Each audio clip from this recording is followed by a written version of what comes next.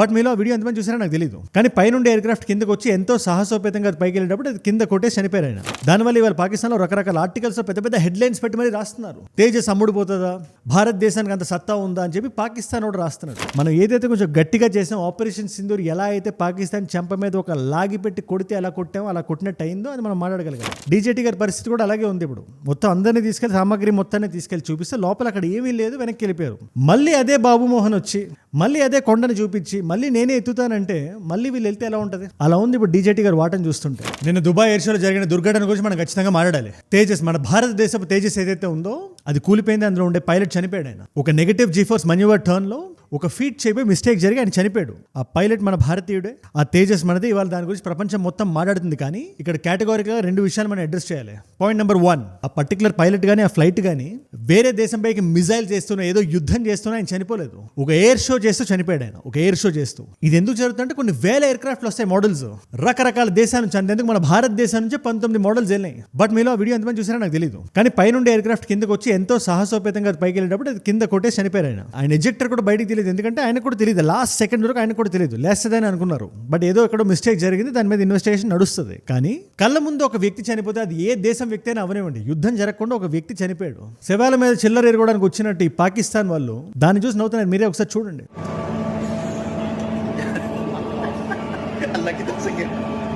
ఇది నేను ఎందుకు చెప్తున్నానంటే పాకిస్తాన్ J-17s ఉన్నాయి కదా, ఇలాంటివి ఎన్నోసార్లు కూలిపోయినాయి. అది వాళ్ళు కప్పెట్టేద్దామని చూస్తుంటారు. అంతెందుకు యూఎస్లో జరిగినా కూడా దాన్ని వాళ్ళు బయటికి రానివ్వరు. ఎందుకంటే ఏ దేశానికైనా ఇలాంటి విషయం జరిగితే వాళ్ళ బిజినెస్కి ఎఫెక్ట్ అవుతుంది, వాళ్ళ దేశానికి భంగం కలుగుతుంది, ఇమేజ్ డ్యామేజ్ అవుతుంది, లోపల ఎక్కడో ఎక్కువస్తానో ఉంటుంది.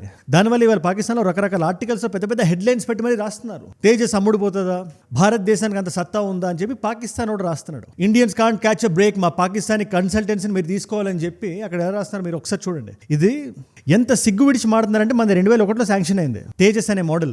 ఇప్పటిదాకా 2 సార్లు మనకి ఇలాంటి యాక్సిడెంట్ జరిగాయి. ఒకటి రాజస్థాన్లో, అది మార్చ్ 2024లో, తర్వాత మళ్ళీ ఇప్పుడే. ప్యారల్ గా మీరు పాకిస్తాన్ J-17 మీరు చూస్తే 2011లో ఒకసారి, 12లో ఒకసారి, 16లో ఒకసారి, 20లో ఒకసారి, 21లో ఒకసారి, 24లో ఒకసారి, అలా 5-6 సార్లు జరిగింది. ఇలా చెప్పి బయటకు తెలిసి వచ్చి జరిగినవి, తెలియకుండా వాళ్ళు కప్పెట్టేసినవి ఇంకెన్నో ఉన్నాయి. ఇన్ఫాక్ట్ అది ఒకటే కాదు, మార్టిన్ బేకర్ అనేది ఒక ఎజెక్షన్ కంపెనీ. అది అంటే సింపుల్ లాంగ్వేజ్లో మీకు చెప్పాలంటే, జెట్ వెళ్తున్నప్పుడు అది కూలిపోతుంది అనే ఐడియా ఈ పైలట్కి ఎక్కడైనా వస్తే ఇక్కడ మనకు రాలేదు తేజస్లో. ఎందుకంటే ఆల్మోస్ట్ ఒక ఫీట్ జరుగుతున్నప్పుడు మన పైలట్స్ ఎప్పుడైనా ఏదైనా ఫీట్స్ చేస్తున్నప్పుడు ఇలాంటి ఎయిర్ షోస్లో వాళ్ళు ప్రాణాలను తెగించి సాహసోపేతంగా చేస్తుంటారు. మీరు ఈ పర్టికులర్ విజువల్ చూడండి, కంప్లీట్ 360 degrees ఉల్టా తిరిగి నడుపుతున్నాడు ఆయన. అలాగే పాజిటివ్ G-ఫోర్స్, నెగిటివ్ G-ఫోర్స్, కిందకి వెళ్ళి పైకి వెళ్ళి అసలు రకరకాల ఫీట్స్ చేస్తుంటారు. అలాంటప్పుడు ఇలాంటి ప్రమాదం జరుగుతుందని పైలట్ కానీ ముందే తెలిస్తే ఒక ఎజెక్షన్ బటన్ ఉంటుంది, ఆ బటన్ కొట్టగానే పైలట్ ఇలా పైకి వచ్చేస్తాడు. ఆయనకు పారాచూట్ వచ్చి ఆయన స్లోగా కిందకి పడతాడు, ప్లేన్ జెట్ క్రాష్ అయిపోతుంది. ఈ జెట్ మ్యానుఫ్యాక్చరింగ్ కంపెనీ బయట పెడితే కానీ పాకిస్తాన్ నిజం బయటికి రాలేదు. అది పాకిస్తాన్. ఈ పాకిస్తాన్ మనకి వాళ్ళు చెప్తుంది మా కన్సల్టెన్సీని మీరు తీసుకోండి, మా దగ్గర మీరు నేర్చుకోండి అని. అది నేను చెప్తాను, దుర్మార్గం వాళ్ళ మాట్లాడడం. అది 120 knots లో డ్రాపింగ్ స్పీడ్ పడింది, అది చనిపోయాడు. ఓకే, మన బ్యాడ్, అది we're not up to the mark. Accidents జరుగుతాయి, విల్ గెట్ బెటర్. ఇన్ఫాక్ట్ ఆ ప్లేన్ కూలిపోవడం కన్నా, ఆ జెట్ కూలిపోవడం కన్నా ఒక వ్యక్తి ప్రాణం పోయింది, ఆయన మరణించాడు, ఆయన పైలట్.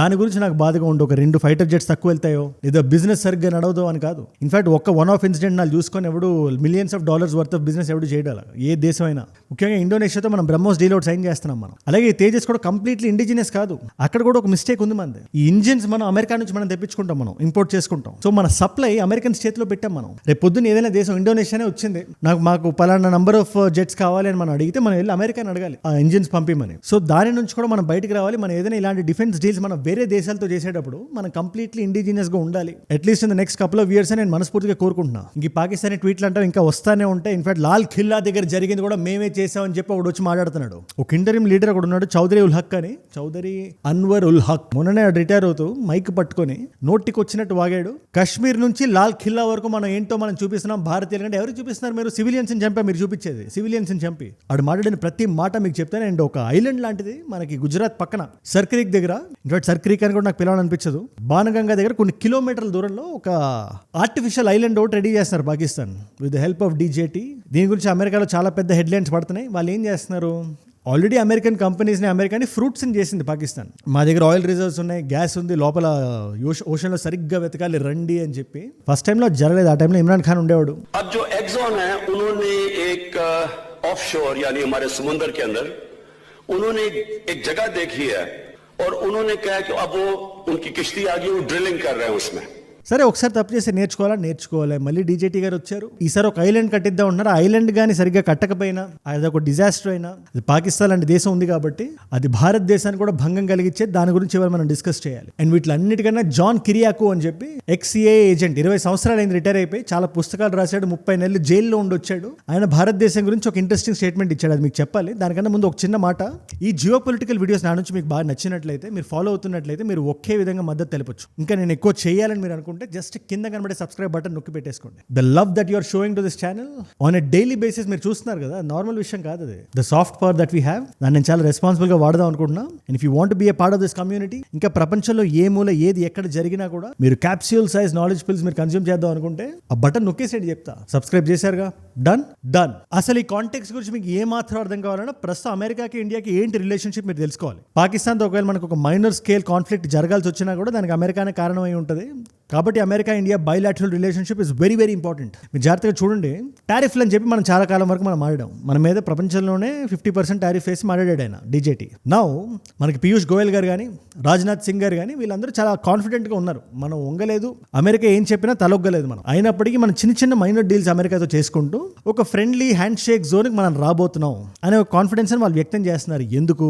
2 పాయింట్స్ మీరు చూడండి. డీజేటీ గారు సడన్ గా H1Bకి ప్రోగా మాట్లాడడం మొదలు పెట్టారు. లేదు మన దగ్గర అంత టాలెంట్ లేదు, మనకి భారతీయులు కావాల్సిందే అని ఒక పక్కన ఆయన మాట్లాడుతున్నారు. ప్యారలల్లీ మనం కూడా సర్లే వీళ్ళు ఏం చెప్పినా నో అంటే ఎందుకులే అని చెప్పి ఒక 10% ఎల్పిజి డీల్ ఒకటి మనం సైన్ చేసాం. అంటే మనం ఇంపోర్ట్ చేసుకునే ఎల్పిజి గ్యాస్ లో, లిక్విడ్ పెట్రోలియం గ్యాస్ దీంట్లో 10% ఖచ్చితంగా అమెరికా నుంచి రావాలి అని, అది కూడా మనకి సరసమైన ధరకు అది వస్తుందని. ఈ యూఏఈ, ఖతార్ లాంటి దేశాలకు మనం కంపేర్ చేస్తే పర్ బ్యారెల్ ఒక $50 నుంచి $100 మనం సేవ్ చేయొచ్చు, ఇంక్లూడింగ్ ద ట్రాన్స్పోర్టేషన్ కాస్ట్.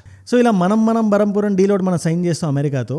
ఏవేవైతే ఒకప్పటి నుంచి మనకి అమెరికా ఇవ్వకుండా ఆపి పెట్టుకుంటుందో వాటిలన్నింటినీ మనకు పంపించడానికి కూడా కొన్ని డీల్స్ మనం సైన్ చేసాం. దీని గురించి డీజేటీ గారి ట్వీట్ మీరు చూస్తుంటారు. ఆయన ఏది పడితే అది రాస్తుంటారు కదా, ఇది కొంచెం మనకి ఫేవర్గా ఉంది కాబట్టి మనం డీల్ సైన్ చేసిన, అమెరికాతో ఒకటి సైన్ చేసాం మనం. ఆయన చెప్పాలి అదేంటది, జావ్లిన్స్, ఎక్స్కాలిబర్స్. ఇవి ఒక $93 మిలియన్ వర్త్, ఒక 100 జావ్లిన్ మిజైల్స్, 25 రౌండ్స్ ఆఫ్ ఎక్స్కాలిబర్స్ అని చెప్తున్నారు కదా. ఇవేంటి అంటే 25 రౌండ్స్ అంటే అరౌండ్ 216 ఎక్స్కాలిబర్ మిజైల్స్ వెళ్ళబోతున్నాయి. 15 ఏళ్ళగా ఇవి కావాలని మనం అడుగుతున్నాం. మీకు చిన్న ఎగ్జాంపుల్ చెప్పారంటే, యుక్రెయిన్కి రష్యాకి గొడవ జరుగుతున్నప్పుడు రష్యన్ ట్యాంక్స్ లోపలికి వెళ్తుంటే యుక్రెయిన్ కంప్లీట్ గా ఆక్యుపై చేయకుండా ఆపినవి జావ్లిన్స్. వీటిని యాంటీ ట్యాంక్ మిజైల్స్ అంటారు. ఇవి మన దగ్గర లేవు. ఇవి కానీ మన దగ్గర ఉంటే పాకిస్తాన్ ట్యాంక్ ఆ బార్డర్ దాటించడం పక్కన పెట్టండి, బార్డర్ దరిదాపుల్లో కూడా అటు తీసుకురాడే ట్యాంక్స్ ని. ఎక్స్కాలిబర్స్ అంటే మనకి ఆర్టిలరీ షెల్స్, మీకు తెలుసు కదా, మొన్న సింధూర్ టైంలో కూడా మనం బీభత్సంగా మనం వాళ్ళు ఉగ్రవాద బేస్లు ఏవైతే ఉంటే దాంతోనే కొట్టాం మనం. ఒక 2010-11 ఆ టైం నుంచి కావాలని మనం అడుగుతున్నా, అమెరికా మనకి ఇవ్వట్లేదు. ఎందుకు? ఇలాంటి సీక్రెట్ టెక్నాలజీ కానీ మనకి ఇస్తే పాకిస్తాన్ బాధపడుతుంది, భయపడుతుంది, లేదా పాకిస్తాన్ హర్ట్ అవుతుంది అని చెప్పి అమెరికాకి ఎక్కడో లోపల కొంచెం ఉంది. ఈ ప్రేమ అమెరికాకి పాకిస్తాన్ మీద ఎందుకు అనేది వాళ్ళే చెప్పారు. ఈ సెల్ఫ్ గోల్ క్వాజా చెప్పాడు, we're doing the dirty work of America since the last 3 decades అని. Well, we have been doing this dirty work for United States for about 3 decades, you know.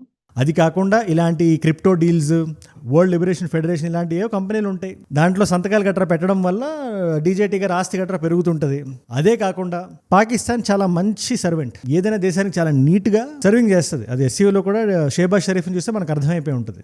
But ఒక 15 సంవత్సరాల గ్యాప్ తర్వాత Israeli anti tank missile ఇవన్నీ వాడుతున్నాం, okay. But ఈ American javelin missiles ఏవైతే ఉన్నాయో Ukraine వాడింది కదా, అలాంటివి మన దగ్గర ఖచ్చితంగా ఉండాలి. ముఖ్యంగా పాకిస్తాన్తో కానీ చైనాతో కానీ ఏదైనా గొడవ వస్తే ఇలాంటి మన దగ్గర ఉండాలని మనం నమ్మాం మనం. అవి మన దగ్గర రాబోతే it's a good news for us.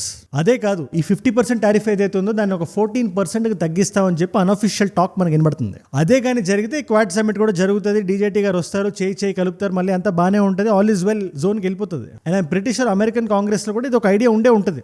In fact DJT గారికి కూడా సరే ఒక 1 year మనం ఇండియాని ఇసిగించిన తర్వాత మనం వాళ్ళకి కావాల్సింది మనం ఇచ్చేద్దాం, మనకి అల్టిమేట్గా ఇండియాతో ఉండే రిలేషన్షిప్ చాలా ఇంపార్టెంట్ అని ఫీల్ అయ్యి ఇలాంటి ఏవో రిపేర్ మెజర్స్ అంటారు కదా, అలాంటివి మనం అంత ఈజీగా ఏది మర్చిపోయని చెప్పిన మాటలు. అంతెందుకు 1.5 months బ్యాక్ ఆయన రాసిన ఒక ట్రూత్ సోషల్ పోస్ట్ ఉంది కదా, పాకిస్తాన్ ఇండియా నుంచి ఆయిల్ కొనాల్సి వస్తుంది, పాకిస్తాన్లో ఆయిల్ బావులు ఉన్నాయి, తోడు కూడా అమ్మేసుకోవడం అని చెప్పి ఆయన రాశాడు. చాలా పెద్ద 2 paragraphs రాశాడు. ఈ వంకాయ మునీర్ అక్కడికి వెళ్ళినప్పుడు ఈ షేబాజ్ షరీఫ్ని పట్టుకెళ్ళి, ఇన్ఫాక్ట్ ఆయూబ్ ఖాన్ అని చెప్పి అక్కడ there is one very big scholar, Pakistan origin American, ఆయన రాస్తాడు ఆయన ఆర్టికల్లో, అమెరికాకి పాకిస్తాన్కి ఎప్పుడు ఫ్రెండ్షిప్ కుదురుతుంది అంటే పాకిస్తాన్ మిలిటరీ రూల్ వైపు వెళ్తున్నప్పుడు, అక్కడ అడ్మినిస్ట్రేషన్ కంప్లీట్ గా కొలాప్స్ అయ్యే ముందు అమెరికా ఫ్రెండ్షిప్ చేస్తుంది అంటే ఖచ్చితంగా ఈ ఫీల్డ్ మార్షల్ ఆయన హెడ్ అవ్వబోతున్నాడు, దానికి డీజేటీ మద్దతు పలుకుతున్నాడు. And because highly militarised Pakistan is a huge asset to America. రేపు పొద్దున్న ఏదైనా ఆఫ్ఘనిస్తాన్లో ఏదైనా చేయాలన్నా, సౌదీలో ఏదైనా చేయాలన్నా, ఇరాన్కి వెళ్ళి ఏదైనా చేయాలన్నా జస్ట్ ఒక పనుల్లో ఉంటారు ఆ బ్యాచ్ అంతా, మిలిటరీ బ్యాచ్ అంతా పాకిస్తాన్లో ఉండేవాళ్ళు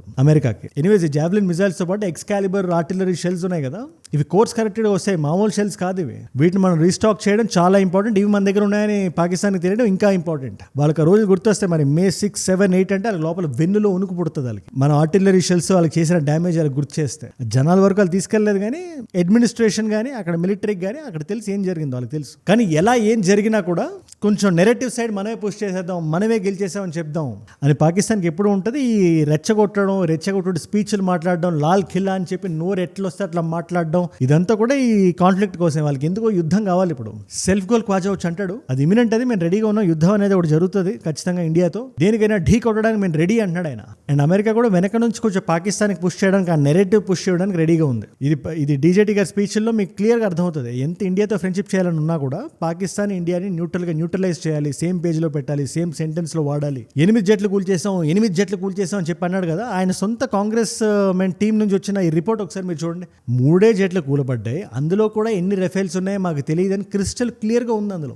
ఎనీవేస్ ఇప్పుడు సౌదీ ప్రిన్స్ ఉన్నాడు అక్కడ అమెరికాలో, మొహమ్మద్ బిన్ సల్మాన్, ఆయన ఎలాగైనా ఇప్పుడు పడగొట్టాలి ఈ డీజేటీ గారు. F-35 జెట్లు అమ్మడానికి చూస్తున్నాడు. ఒక పక్క ఇజ్రాయెల్ ఏమంటుంది, మీరు కానీ మాకు అమ్మిన అవే F-35 అవే కేపబిలిటీస్ కానీ సౌదీకి అమ్మితే మేము ఊరుకోం. ఇది ఇజ్రాయెల్ చెప్తున్న మాట. సో దానికి ఖచ్చితంగా తలొగ్గాలి. ఇజ్రాయెల్ ఏం చెప్తే అమెరికా అదే అంటది అనుకోండి. ఇన్ షార్ట్, మీరు కానీ వెళ్ళి ఇరాన్లో ఉండే నతాన్స్, ఇస్ఫహాన్, ఇంకా 3 ప్లేస్ ఏది ఉందో ఆ 3 ప్లేసులని మీరు బాంబు చేయకపోతే మేము న్యూక్లియర్ గా దాడి చేస్తాం అని ఇజ్రాయెల్ అన్నందుకు B-2 బాంబర్లు వెళ్ళినాయి. లిటరల్లీ B-2 బాంబర్స్ ఒక్కొక్కటి $2 బిలియన్ అవి. సో అంతకన్నా తక్కువ కేపబిలిటీ F-35 అటు సౌదీకి అమ్ముతూ వాళ్ళని ఒప్పించి సంతకం పెట్టించాలి. సో అంత టెన్షన్ లో డీజేటీ ఉండడం వల్ల ఇండియాతో జరుగుతున్న ఈ డిఫెన్స్ డీల్ ఎక్నాలజ్ చేయకపోవచ్చు. It could be anything. But రానున్న కొన్ని రోజుల్లో అయితే భారతదేశానికి అమెరికాకి ఒక రకమైన ఫ్రెండ్షిప్ అయితే ఉంటుంది ఆన్ పేపర్. అండ్ ఆ ఫ్రెండ్షిప్ ట్రూగా నిలబడేది ఎప్పుడు?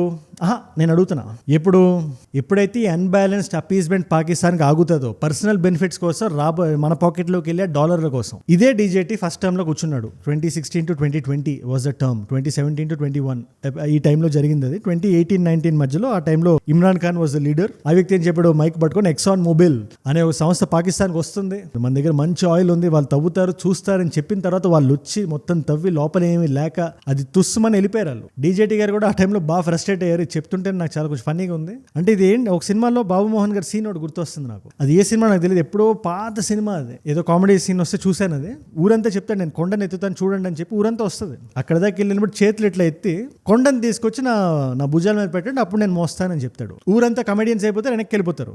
డీజేటీ గారి పరిస్థితి కూడా అలాగే ఉంది. ఇప్పుడు మొత్తం అందరినీ తీసుకెళ్లి, సామాగ్రి మొత్తాన్ని తీసుకెళ్లి చూపిస్తే లోపల అక్కడ ఏమీ లేదు, వెనక్కి వెళ్ళిపోయారు. మళ్ళీ అదే బాబు మోహన్ వచ్చి మళ్ళీ అదే కొండను చూపించి మళ్ళీ నేనే ఎత్తుతానంటే మళ్ళీ వీళ్ళు వెళ్తే ఎలా ఉంటుంది? అలా ఉంది ఇప్పుడు డీజేటీ గారు వాటని చూస్తుంటే. మన గుజరాత్ పక్కన, మన స్పెషల్ ఎకనామిక్ జోన్ పక్కన ఒక ఆర్టిఫిషియల్ ఐలాండ్, అది కూడా నార్మల్ విషయం కాదు. అది జపాన్ ట్రై చేసి $40 బిలియన్ పెట్టి ఒక ఎయిర్పోర్ట్ ఒకటి కన్స్ట్రక్ట్ చేసింది. దాని పరిస్థితి ఎలా ఉందంటే ఇప్పుడు వాళ్ళు మాట్లాడుతుంటే వాళ్ళు ఏడుపు వచ్చేస్తుంది వాళ్ళకి. ఏం చేస్తారు ఇప్పుడు ఆర్టిఫిషియల్ ఐలాండ్ అంటే? మీకు అర్థమయ్యేలా చెప్తే ఇది exact accurate pin to pin కాదు, కానీ సింపుల్ గా చూచాయిగా చెప్పాలంటే ఇసుక వేస్తారు. ఇసుక వేయడం వల్ల ఏమవుతుందంటే ఒక లెవెల్ వరకు ఇసుక వేస్తారు, దాని మీద ఫౌండేషన్ అది పెట్టి వాళ్ళకి కావాల్సిన కన్స్ట్రక్షన్ కట్టించుకోవాలి. అలాంటి ఒక ఐలాండ్ కట్టి మేము మళ్ళీ ఆయిల్ ఎక్కడుందో మేము ఎత్తుక్కుంటాం అని చెప్పి పాకిస్తాన్ చెప్తుంటే మళ్ళీ దాంట్లో అమెరికా ఇన్వెస్ట్ చేస్తుంది. ఇలాగే జపాన్ ఒక ఎయిర్పోర్ట్ కడితే ఆ ఎయిర్పోర్ట్ మొత్తం కొలాప్స్ అయిపోతుంది. $40 బిలియన్ వేస్ట్ అని బుల్లెట్ ట్రైన్స్ కట్టే దేశం ఇవాళ ఏం చేయాలో తెలియక ఆకాశానికి వేసి చూస్తుంటే ఇంకా పాకిస్తాన్ బొమ్మ మిజైల్స్ పెట్టుకుని టెర్రస్ మీద నుంచి దూకే వీళ్ళు ఆర్టిఫిషియల్ ఐలాండ్ కడతారంటే మనం ఎందుకు ఊరుకోవాలి? అది వాళ్ళ ఏరియాలో కట్టుకున్నా కూడా ఏమైనా చిన్న స్పిల్ ఓవర్ జరిగినా కూడా అది మొత్తం ఇటు గుజరాత్ నుంచి కోస్ట్ అంతా వచ్చే అవకాశం ఉంది. మొత్తం అరేబియన్ సీ ఎఫెక్ట్ అవుతుంది. అందుకని ఇది కొంచెం జాగ్రత్తగా చూడాల్సిన విషయం, మనం గమనించాల్సిన విషయం. ఎందుకంటే పాకిస్తాన్ ఒక సెల్ఫ్ డిస్ట్రక్షన్ మోడ్లో ఉంది. మేము పోయాం, మాతో పాటు ఇలా ఇంత స్ట్రాంగ్ ఎదుగుతున్న భారతదేశాన్ని కూడా మేము లాగేస్తామనే జోన్లో ఉన్నారు. కాబట్టి ఆ ఫీల్డ్ మార్షల్ మాట వెళ్ళి మళ్ళీ ఇంకో ఎగ్జామ్ మొబైల్ పంపించి మళ్ళీ ఆ బాబు మోహన్ అదే కొండను చూపించి నా భుజాల మీద ఎక్కించమని చెప్తే దానికి మీరు ఏ సమాధానం చెప్పడానికి రెడీగా ఉన్నారో, ప్రపంచాన్ని ఫేస్ చేస్తూ ఏ మొహం పెట్టుకొని ఏ మాట చెప్పడానికి ఏ మైక్ ముందు, అది మీ ఇష్టం మరి. బట్ జరిగేదైతే ఇదే పాకిస్తాన్ నమ్ముకుంటే చేతిలో మిగిలేదు ఒక ఇదే దానిగా నేను ఇంకేం చెప్పలేను. లిటరల్లీ ఒక డెకాయిడ్ దేశం అది. మాకు భారతదేశంలో జరుగుతున్న ఏ ఉగ్రవాద సంఘటనకి ఎటువంటి సంబంధం లేదని ఒక పక్క చెప్తూ, మరో పక్క ఈ చౌదరి అన్వర్ ఉల్ హక్ అనేవాడు లాల్ ఖిల్లా టు కాశ్మీర్ అనే పదాన్ని వాడతాడు స్పీచ్ ఇచ్చేటప్పుడు. అంటే ఇండైరెక్ట్ గా ఒప్పుకుంటున్నట్టే కదా, ఒప్పుకుంటున్నట్టు కాదా, అమాయక ప్రాణాలు మేము బలి తీసుకుంటున్నాం అని చెప్పి దాన్ని మీరు యుద్ధం అంటారా? మీరు దాన్ని యుద్ధం అంటారా? వెనక నుంచి నక్కొచ్చి మా దేశంలో ఉండే డాక్టర్ని రాడికలైజ్ చేసేసి, రాడికలైజ్ అయిన వాళ్ళతో వీడియోలు చేపించి ఇది మరణం కాదు వీర మరణం అని చెప్పించి ఆల్మోస్ట్ మేము 99% పట్టేసుకున్న తర్వాత మిగిలిన 1% బొక్కలోంచి ఎలక బయటకు వచ్చి లాల్ ఖిల్లా ముందుకు వచ్చి పదుల సంఖ్యలో జనాల్ని పొట్టన పెట్టుకుంటే అది మీకు యుద్ధం. ఇది నేను చెప్పడం కదా, వాడి స్పీచ్ ఒకసారి మీరే వినండి. मैंने ये कहा कश्मीर हाउस में बैठ के कि अगर नहीं बाज आओगे बलूचिस्तान को ब्लीड करने से तो लाल किले से लेकर कश्मीर के जंगलों तक तुम्हें घुस के मारेंगे. అసలు పీఓకేనే మీది కాదు. పీఓకేకి ఒక లీడరా, లీడర్కి ఒక పార్లమెంటరీ పొజిషన్, పార్లమెంట్లో నిలబడి ఈ స్పీచ్ ఇవ్వడం. ఈ మొహమ్మద్ ఆయూబ్ అనే వ్యక్తి రాసిన ఈ రిపోర్ట్ ఒకసారి మీరే చూడండి, దగ్గర మీరు జూమింగ్ చేసి చూస్తే హీజ్ ఏ పాకిస్తానీ ఆరిజిన్ గై. ఆయన ఏమంటాడు, చైనా ఇదంతా స్టేట్ చేసింది, పాకిస్తాన్ వెనకుండి వెన్నుదట్టి నడిపించింది ముందుకి, వాళ్ళ కేపబిలిటీస్, మిలిటరీ కేపబిలిటీస్ ఎలా ఉంటాయి ప్రపంచానికి చూపించడానికి. కానీ మనందరికి నిజం తెలుసు కదా, ఘోరంగా ఓడిపోయింది. HQ-9 అన్నా JF-17 అన్నా ఎవరికి ఏ మాత్రం ఇంత రెస్పెక్ట్ కూడా లేదు ప్రస్తుతానికి. అది కూడా ఏంటి, వాళ్ళు ఎన్ని ఫేక్ ఆర్టికల్స్ వాళ్ళు దింపినా కూడా. అందుకే జాన్ కిరియాకో అనేవాడు is a very strong person. సొంత దేశాన్ని ప్రశ్నించిన వ్యక్తి అతను. ఇది నేను చెప్తున్నానంటే దేశాన్ని దూషించడం వేరు, క్వశ్చన్ చేయడం వేరు. క్వశ్చన్ చేసే వాళ్ళు ఏ దేశానికైనా అవసరం. అలాగే జాన్ కిరియాకో క్వశ్చన్ చేశాడు. ఆయన CIAలో పనిచేశాడు. CIA ఎలాంటి అన్ఎథికల్ యాక్ట్స్ చేసిందో ఆయన చెప్పి గవర్నమెంట్ ఎక్స్పోజ్ చేసి 30 నెలలు జైలుకి వెళ్ళి వచ్చిన వ్యక్తి. బయటకు వచ్చి ఎన్నో బుక్స్ రాశాడు. మిడిల్ ఈస్ట్ గురించి మీకు ఏ మాత్రం ఇన్ఫర్మేషన్ కావాలన్నా, ఇరాన్కి అమెరికాకు ఉండే సంబంధాల గురించి, ఇరాక్ గురించి రకరకాల బుక్స్ రాశాడు. ఆ వ్యక్తి రీసెంట్గా ఒక ఇంటర్వ్యూలో క్లియర్ కట్ గా చెప్పాడు. ఆయన మనందరికీ ఏదో కొత్త విషయం చెప్తుంది కదా, మనందరికీ తెలిసిందే. అమెరికన్స్ ఓపెన్ గా మాట్లాడలేకపోతున్నారు. సో ఎవరో ఒకరు వచ్చైతే బయటకు నిజం చెప్పాలి కదా. భారతదేశానికి పాకిస్తాన్కి యుద్ధం జరిగితే పాకిస్తాన్ మట్టి కరుస్తుంది. So I said one thing. I said in a conventional conflict, India would beat Pakistan. Because it has 5 times the people. దీంట్లో ఎటువంటి డిస్కౌంట్ లేదు. ఎందుకంటే పాపులేషన్ వైజ్ చూసుకున్నా మనం 5 ఉన్నాం. మన మిలిటరీ కేపబిలిటీస్ కానీ, మన మానిటరీ స్ట్రెంత్ కానీ ఆ రేంజ్లో ఉంది. అంటే పాకిస్తాన్ నుంచి నువ్వు చచ్చిపోవాలి, నిన్ను మేము చంపేస్తాం అని ఇమ్రాన్ ఖాన్ పార్టీ, అదేదో పార్టీ నాకు తెలియదు, ఏదో పాకిస్తాన్ వాట్ ఎవర్ అని చెప్పాడు. ఒక అపాలజీ నోట్ కావాలంటే అపాలజీ నోట్ నేను టాయిలెట్ పేపర్లా వాడానని చెప్తున్నాడు. ఆ ధైర్యం ఉండాలి. ఇది ఎక్కడో ఒక్క వాయిస్ అమెరికా నుంచి వస్తుంది, ఒక్క వాయిస్ ఇంత వైరల్ వెళ్తుంది కదా. మీరు ఒక్కసారి ఊహించుకోండి, మన దేశంలో ఉండే డిఫెన్స్ ఎక్స్పర్ట్స్ బయటకు వచ్చి ఇలా మాట్లాడితే పాకిస్తాన్ నుంచి వాళ్ళకి ఏం కాకుండా రక్షణ కల్పించాల్సిన బాధ్యత మనది.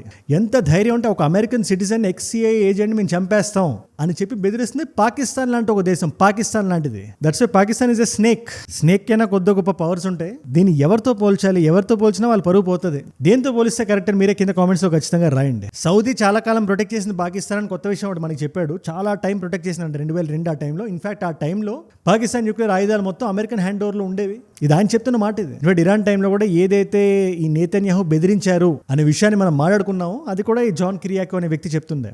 ఏదైతేనే మన సైడ్ జాన్ కిరియాకో లాంటి వ్యక్తులు రావాలి, ఓపెన్ గా మాట్లాడాలి. లేకపోతే చూడండి ఎంత తారతమ్యం ఉంది భారతదేశానికి పాకిస్తాన్ గురించి. ఎవరు కంపేర్ కూడా చేయొద్దు, ఎందుకు టైం వేస్ట్ అంటారు. కానీ మీరు యూఎస్కి వెళ్ళి మీరు చూడండి, రెండు సరి సమానమైన దేశాలు. ఇన్ఫాక్ట్ పాకిస్తాన్ ఇంకా గొప్ప అని మాట్లాడుతుంటారు in terms of military capabilities just through narrative warfare. అందుకే నేను ఇది పదే చెప్తుంటా, దీనిలో మనం ముందుకు రావాలి, మన వాయిస్ ముందుకు రావాలి. ఒరిజినల్ గానే ఏదైనా తప్పు జరిగితే దాన్ని కరెక్ట్ అని చెప్పి మనం మాట్లాడకూడదు. తేజస్ తప్పు జరిగితే తేజస్లో తప్పు జరిగిందని మనం మాట్లాడాలి. దాంట్లో మనం ఇన్వెస్టిగేషన్ జరగాలి, నిజాలు బయటికి రావాలి ఎలా జరిగింది అని. దాన్ని మనం కప్పిపుచ్చకూడదు. అట్ ద సేమ్ టైం మనం ఏదైతే కొంచెం గట్టిగా చేసాం, ఆపరేషన్ సింధూర్ ఎలా అయితే పాకిస్తాన్ చెంప మీద ఒక లాగి పెట్టి కొడితే ఎలా కొట్టామో అలా కొట్టినట్టు అయిందో అది మనం మాట్లాడగలగాలి. దీని మీద మీరేమంటారు నాకు కింద కామెంట్స్ లో ఖచ్చితంగా రాయండి. ఇవాళ మల్టిపుల్ చాయిస్ క్వశ్చన్ మీ అందరికీ, ఇండోనేషియా నుంచి మనం ఏ ఇంపోర్ట్ చేస్తాం హైయెస్ట్ లెవెల్లో, హైయెస్ట్ క్వాంటిటీలో? జాగ్రత్తగా వినండి. ఇండోనేషియా నుంచి మనం ఇంపోర్ట్ చేసుకునే కమోడిటీ ఏంటది? Option A is gold, option B is palm oil, option C tea, option D copper. మీకు సమాధానం తెలిస్తే కింద రాయండి. తెలుసుకుందాం అనుకుంటే ఇన్స్టాగ్రామ్కి వచ్చేసేయండి. మీరు ఇన్స్టాగ్రామ్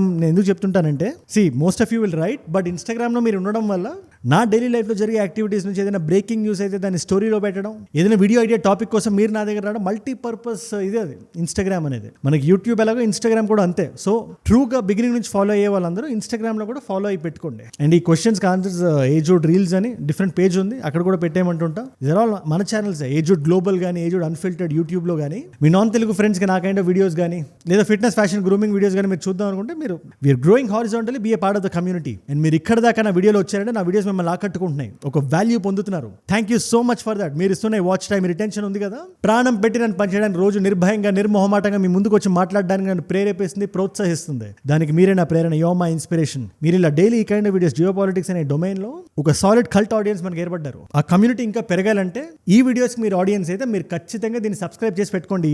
ఈ వీడియోలో ఉండే ఛానల్. అప్పుడు ఏమవుతుందంటే నా నుంచి ఏ కొత్త జియో పొలిటికల్ వీడియో వచ్చినా ఫస్ట్ మీ దగ్గరకు వచ్చేస్తుంది. లేటెస్ట్ గా మీరు కన్స్యూమ్ చేయొచ్చు నాలెడ్జ్ పిన్. సబ్స్క్రైబ్ చేశారుగా, డన్. మీకోసం 2 కాంప్లిమెంటరీ వీడియోస్ పెడుతున్నా. ఈ వీడియో హోసూర్లో జరిగిన ఒక క్రైమ్ ఇన్సిడెంట్ గురించి ప్రతి ఒక్కరు తెలుసుకోవాల్సిన విషయం. ఆ వీడియో ఇక్కడ ఉంది. లేదు జియో పొలిటికల్ గానే ఇంకొక వీడియో నేను చూస్తాను, దీనికి ప్రీక్వెల్ గా ఒక వీడియో కావాలి అంటే ఆ వీడియో ఇక్కడ ఉంది. మీకు ఏ వీడియో ఇంట్రెస్ట్ ఉంటే ఆ వీడియో చూడండి. నేను మళ్ళీ మిమ్మల్ని రేపు కలుస్తా. మనందరం కలిసి పెరగాలి, కలిసి ఎదగాలి. Let us all grow together. Let us all rise together. Rise above ignorance, rise above arrogance, rise above hate. ఏ చూడంటే మనం. జై హింద్, జై భారత్, జై ఆంజనేయ. ఓం నమః శివాయ.